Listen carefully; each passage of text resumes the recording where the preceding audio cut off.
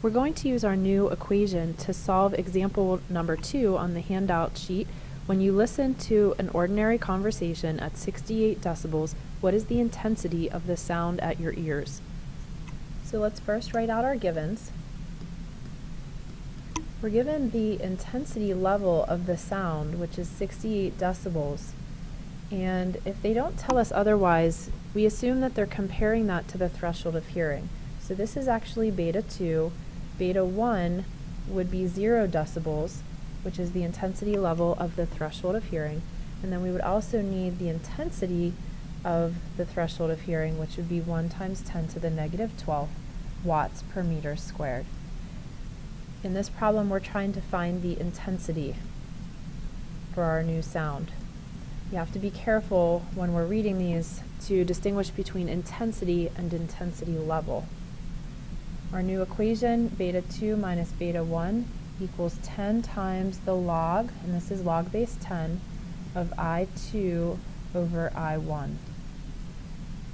Now if we're trying to find intensity, it's in here in the fraction, in the log, so we have to work through the math here, first by dividing both sides by 10. So we'll have beta 2 minus beta 1 over 10 equals the log of I2 over I1. Now if you recall how to get the I2 out of this log function, we have to do the inverse function of the log.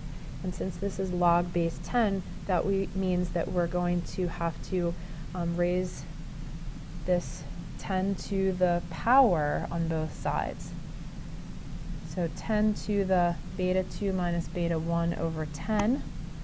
And then 10 to the log is, those are inverse functions, so we're left with I2 over I1. That would be the same thing as if you square rooted a square. It gets rid of that function.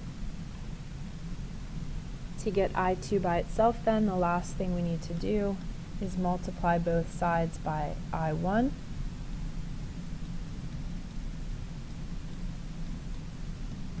And then we're ready to substitute.